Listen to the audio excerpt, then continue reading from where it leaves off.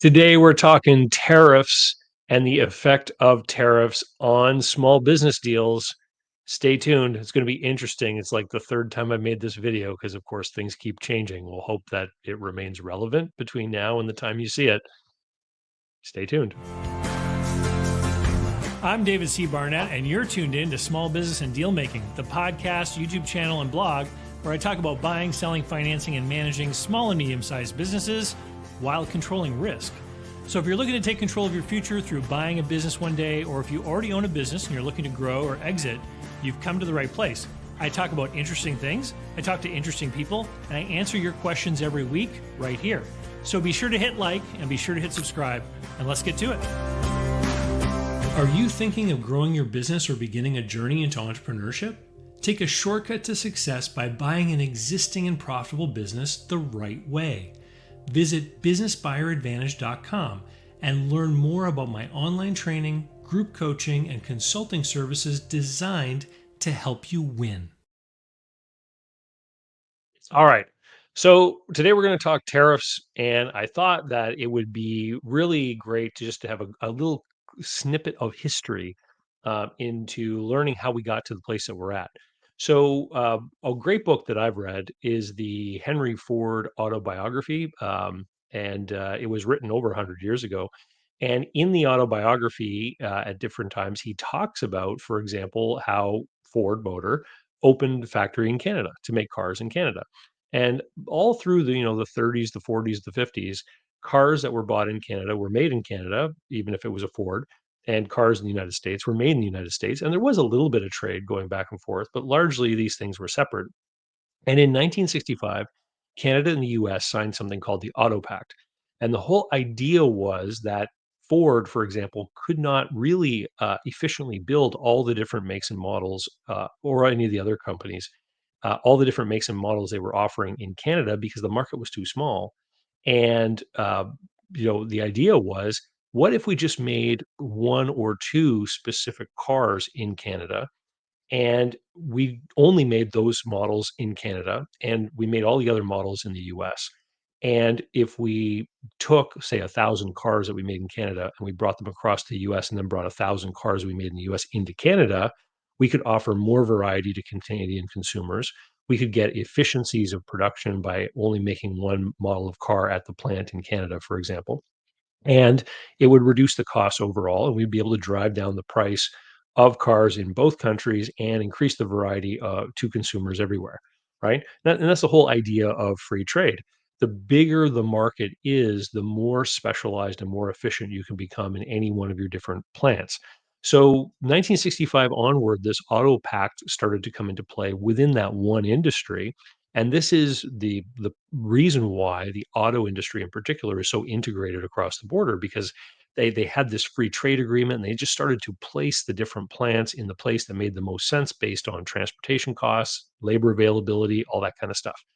In 1988, Canada and the US decided to create the free trade agreement between the two countries to expand this idea across all the industries. Basically, let's try to be as efficient as we can. In 1994, Mexico joined in, and we had the first version of NAFTA. And then in 2020, rather, NAFTA was updated into the USMCA, and it's known by a different name in all three countries. But it's USMCA in the United States. Basically was a modernization of this free trade agreement, and Donald Trump was the one who negotiated that one while he was the president. So what is happening now, of course, with all of this free trade, is that for a long time now, almost 60 years, if you go just in the auto industry, is decisions have always been made about where to put things and where to make things based on what is the most efficient place to put them vis-a-vis all the other costs in a business. And so traditionally, countries did have tariffs, but they were based upon maybe protectionism of a certain industry. So if the United States wanted to protect a certain industry, they might apply tariffs to the competitors of that industry from other countries, but they wouldn't necessarily put a tariff on bananas because bananas don't grow in the United States, right? And so it would obviously be harmful to American consumers if there was a tariff on bananas because, like, there's no American producer, there's no place to buy the bananas locally. So that would just be burdensome on consumers. And this was kind of recognized. What is different here is the threat from Donald Trump that was supposed to take effect February 1st, which was then put off by 30 days, was a general blanket tariff against everything coming in from Canada and Mexico into the United States. And that's different because it's not based upon any kind of specific industry. It's just based upon everything. And it has the opportunity to completely disrupt basically 60 years of established trade and logistics supply lines. And I want to give an example of why this is going to be particularly harmful to consumers. And we have to understand that if the United States just says we're going to put a tariff on everything coming in from Canada, it is perfectly logical to expect that Canada and Mexico would then want to apply their own tariffs to retaliate, right? It You can understand what that point of view, correct? And so what is that going to mean? It's going to mean disruption in both directions.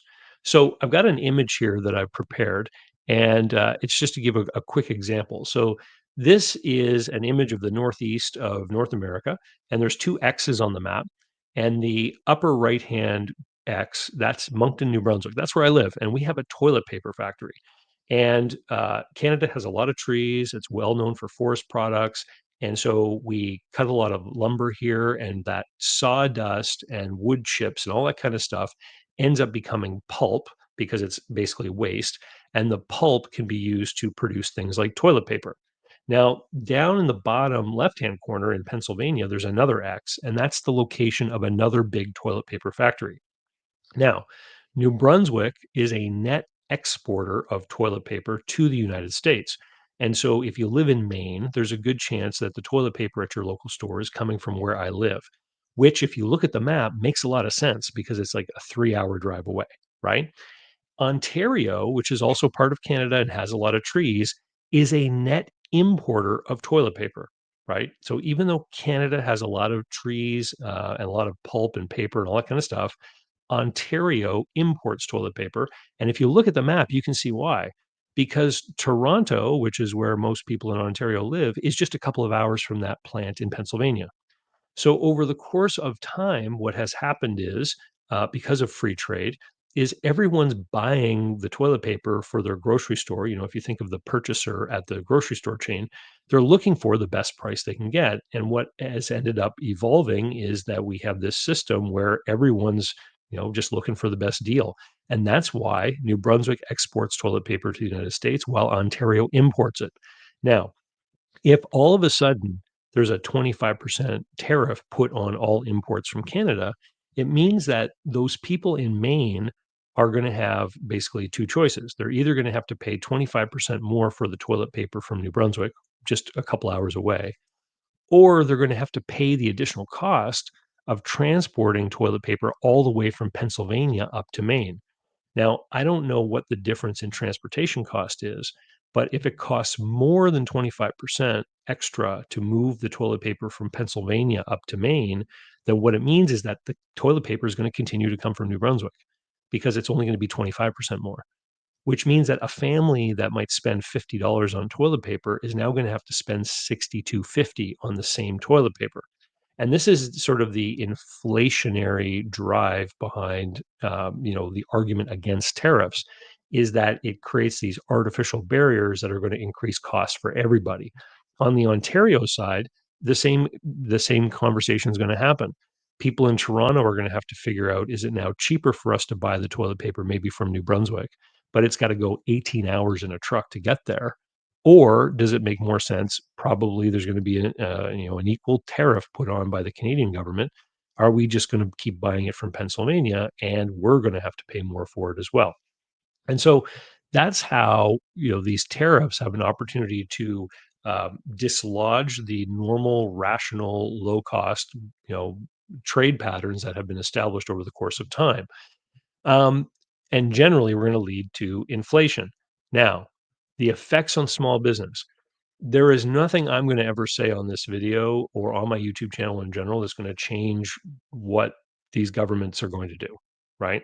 So instead of being critical of the whole idea of whether or not we should do this or whether or not it's a good idea or anything like that, I want to specifically just address what is going to happen in businesses and what business owners can do. And then I'm going to talk about what you need to think about if you are intending to do a deal to purchase or sell a small business in this new, different kind of environment. So, the effects on small business. So there's going to be direct impacts, derivative impacts, and indirect impacts. I'll explain each one. Direct impacts. If you buy stuff that comes from another country, your costs are going to go up. And the question is, can you pass this along? So here's an image that I just snipped off Twitter. This is a fellow Derek Turner. Looks like he's in Arizona. And his tweet is, as a small US manufacturer, 80% of my cost of goods sold are imported aluminum components, which have just gone up 25% due to tariffs. Is there anyone else on here that would like to form a group to brainstorm about how we deal with this? So I don't know, Mr. Turner, but this is, part of the tariffs that were just introduced a couple days before I recorded this, where we don't have the blanket tariffs yet, but we have tariffs imposed by the United States against all aluminum and steel producers around the world. And now we've got a business owner in Arizona who is saying, oh my goodness, most of my costs are going to now be jumping up in price by 25%. So, what then are the options? So, can you pass it along or not? And that's the big question, right?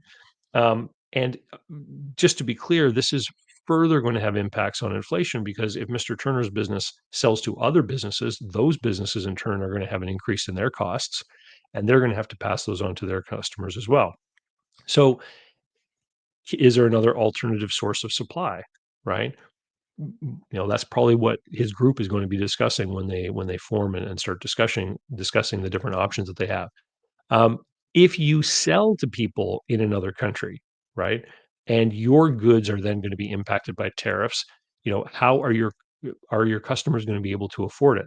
So whoever is selling goods to Mr. Turner is now trying to figure out what do we do? Is Mr. Turner going to continue to pay us for our goods even though the cost has jumped by 25%? Maybe the demand for Turner's products is going to go down because the price is now higher. And then in turn, he's going to be ordering fewer products from those other countries made out of aluminum, right? You can see the knock-on effect of this. And the biggest problem, of course, is just not knowing what the impacts are going to be. Business thrives on predictability. If we know what's going to happen in the future, we're more comfortable making investments and making decisions about hiring people or new equipment that we want to have or expanding our warehouse or whatever it's going to be. When there's these unknowns introduced into everything, people tend to withdraw and they say, I better sit on top of my cash. I better, avoid making expenses that I don't really think that I need to make or I'm uncertain about because I want to leave my options open. And money is always the thing that gives you more options. We just have to think about to 2020, you know, when there was uncertainty about what was going to happen with respect to lockdowns and public health rules and all that kind of stuff. A lot of companies responded just by pulling back and making sort of a turtle maneuver, right? Like, whoa, I better hold back and not do anything because I don't know what's going to happen. So let's say the tariffs come in, these blanket tariffs, and they're imposed across all goods and services.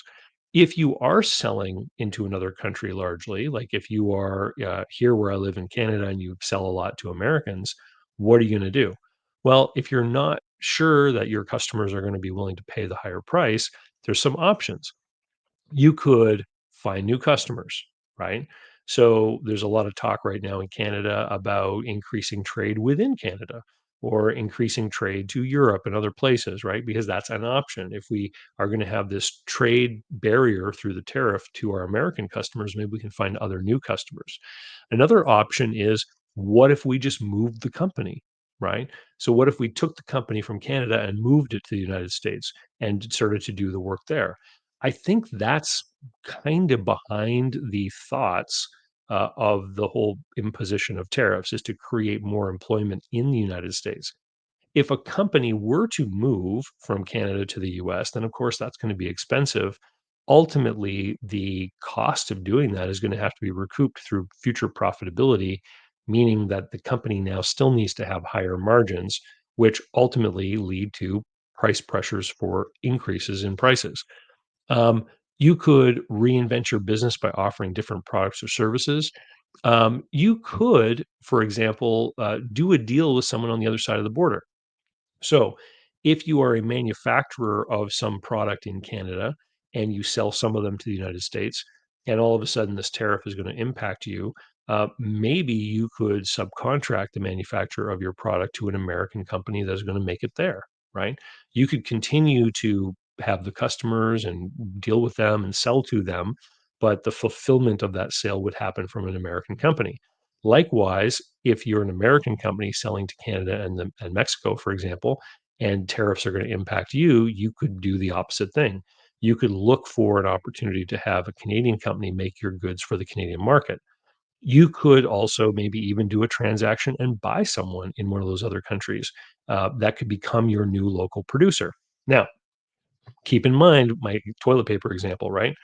So if you are a manufacturer and you're making 1,000 widgets a year, and now because of tariffs, you need to somehow manage the setup of manufacturing of maybe 15 or 20% of your widgets in another country, manage that from away and deal now with doubling your footprint because now you have to manage 2 different plants. You have to have 2 different supply chains. You're gonna have increased complexity in all of your administrative stuff with respect to labor, payroll deductions. Your purchasing burden is gonna increase. You can see what's happening here, right? Is you're still just manufacturing the same number of widgets every year, but now you've got all these additional costs and complications added, which makes your business less efficient, right? And so now it's harder for you to be as profitable if you sell your widgets at the same price point. And now you need to raise your prices in order to maintain profitability. Again, right? This is the issue around the tariffs. Is it actually goes against everything that business tries to do, which is to become more efficient, cost effective, try to build some kind of sustainable competitive advantage with in whatever thing you're competing on with your customers. This is obviously going to have a bigger impact if it comes to be with Canadian and Mexican companies versus American companies. The US economy is simply bigger and it has more of an ability, I think, to withstand these kinds of changes. However, that's not going to be the case in every specific business in the US. If you are in a company, for example, like what Mr. Turner mentioned, how his specific company has such a high, spending on imported goods, it's going to be impacted in a big way. And so here's the question though, is with all of these changes, I believe the idea is that President Trump wants more manufacturing to occur in the United States. If you are a net beneficiary of these tariffs, so right now, steel tariff has gone in 25%, trade barrier on imported steel and aluminum. So if you are an American steel manufacturer, obviously not a small business, right? This is a big business.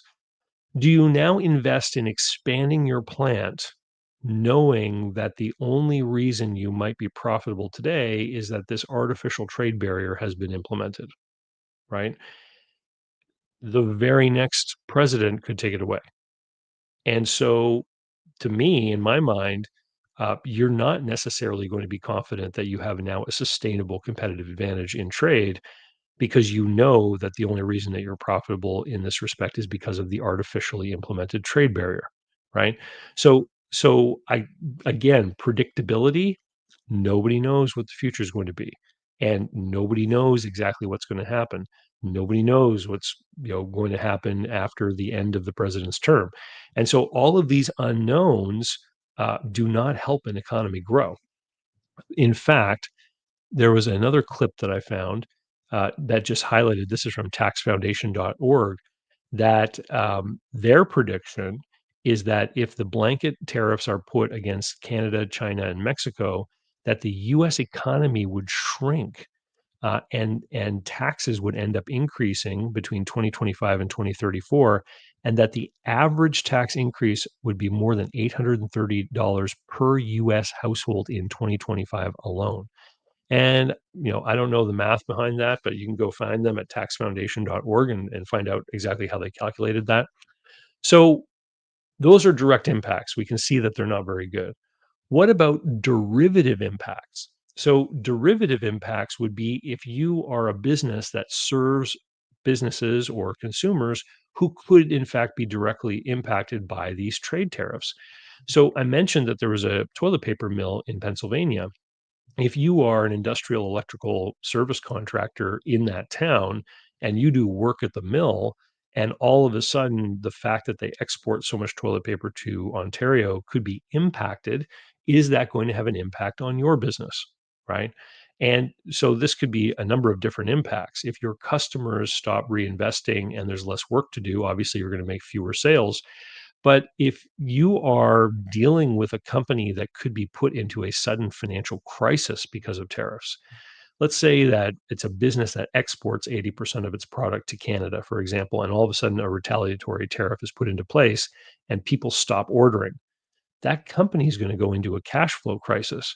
If they owe you money, that receivable could suddenly go from 30 days to 45 days to 60 days. It could go bad, right? So if you run a small business and you are looking at your portfolio of clients, you might want to take a moment and look at each one of them and ask yourself, is this business potentially going to be impacted by tariffs? Do they do a lot of international trade, right? That's a derivative impact. Indirect impacts. So you could be running a restaurant, right? You're like, I don't trade with other people. And, the only thing that comes from another country in here is like bananas or something, right? But um, who are the consumers that are going into your restaurant? Or, for example, like the auto industry I mentioned earlier is highly integrated across the border. I've seen some people in interviews who have said that if these blanket tariffs get applied, the entire auto industry in North America is likely going to shut down within a week because there are things that move between the countries as many as 7 times before they actually end up in a car that rolls off an assembly line. And if these tariffs get applied at every crossing, it's just going to lead to mayhem, and the entire auto industry is going to shut down and have to basically retool, move things around, make adjustments, etc. So if you're a swimming pool construction company in Michigan and most of the people in your town work in the auto industry, that would definitely be an indirect impact. There are probably going to be fewer investments in people building swimming pools if they've lost their job at the auto plant, right? And so, yeah, as you can see, the sort of concentric circles emanating from this tariff conversation get bigger and bigger as we go further and further out. So, what about, buying and selling businesses? Well, for some specific companies, right? And I'll use the example here from Twitter, again from Derek Turner. And again, I don't know the guy's business, but obviously there's going to be a big impact here on these tariffs. So, what would happen then if Mr. Turner's business had a decline in sales above 30% because he had to raise his prices so much? His sales went down and his profitability evaporated, right? It would be a huge drop. Let's say he was growing steadily year over year, and then all of a sudden he had this big, terrible year because of the tariffs. Well, the impact on his business is going to be just like the impact that we saw in 2020 on all of the businesses that were impacted by the pandemic and the lockdowns, right? So now he's got a business with a track record that is going to show this huge drop.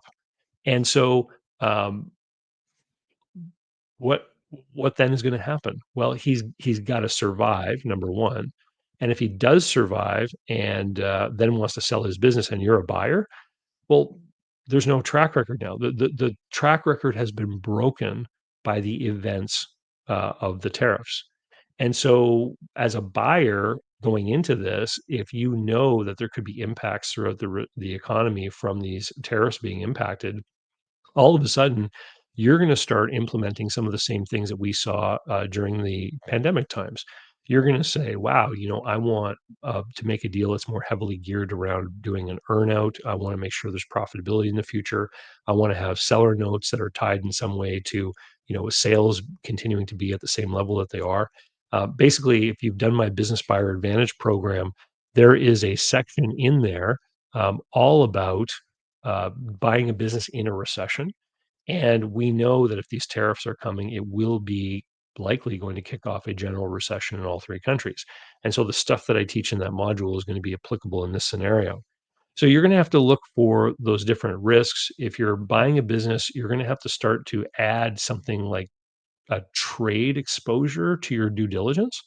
So you're going to have to look not just at, customer concentration and supplier concentration, but you're then going to have to figure out what countries those suppliers or customers are in. And if there's a potential for these tariffs to impact the relationships that this company has with their customers. Um,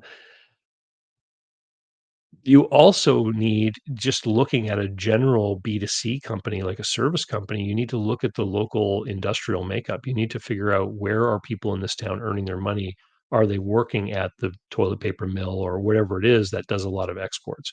So, an hour and a half down the road from me is St. John, New Brunswick. They've got uh, a pulp mill that largely exports and for paper making to the US. They've got an oil refinery which largely exports gasoline to New England, and they have a port which, of course, handles the stuff that we're exporting that comes from everywhere else, right? And so that city in particular is going to be incredibly impacted by tariffs if they come to happen. So even if you're just going to buy, like, I don't know, uh, uh, uh, any kind of service business, like any kind of business at all in that city, there could potentially be some dark clouds on the horizon. And I would imagine similarly, there's other towns out there that are largely dependent on large employers who could be tied into trade. A lot of the, sort of uh, impacts of these trade barriers are largely in the domain of large companies, right? Like, to be able to have a company that is having a significant amount of export to other countries, you're talking about a pretty big company. It's the customers of those big companies that are you going to be the smaller businesses that are going to be more impacted by the conversations that we're having here today.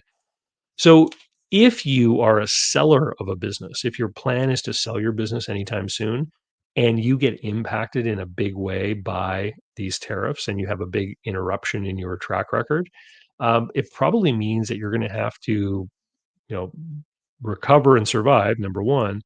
But number two, you're probably then going to have to build another couple of years of track record to demonstrate stability in your earnings and performance as a business. And it could further be impacted in other ways by just the political instability around the existence of the tariffs in general. So when we were coming out of COVID, everyone kind of had the idea that, oh, we're going to recover now, everything's going to go back to normal.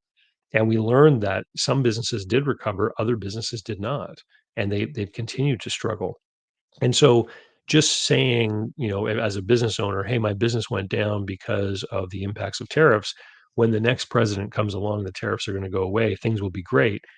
Like, buyers aren't going to buy it. They're going to say, okay, well, then maybe we can give you some kind of earnout that is going to compensate you for that. So it's going to be potentially bad, I think, for sellers of businesses. There's a lot of people. I saw a newspaper article headline the other day that was just talking about big mergers and acquisition deals, and it was just saying that this whole tariff conversation has had a chilling effect across the whole industry because people don't know what's going to happen. And as I said earlier, business thrives on predictability. People want to know what the business conditions and economic conditions are going to be like in next year and the year after and the year after before they buy something that could take 8 years to pay off, right? That just makes sense. So, can the whole tariff discussion be undone? I don't think so, because here's what's happened is that we have people who have built entire companies and industries who have organized themselves around the idea that we have these established free trade treaties that are respected and enforced. And now, all of a sudden, everyone's realizing that one person with the stroke of a pen can just rip up all those treaties and just change all the rules overnight. And so, if you're a big German company, for example, and you're thinking, hey, let's expand to North America, um, a few months ago, you might be thinking, where's the best place in North America to put our new factory so that we can serve all the people in North America? You're not thinking that way anymore, right? Because you know that if you put it in Canada, you might have tariffs going into the US. You know that if you put it in the US, you might have tariffs going into Canada. And so no one's going to make that investment decision now.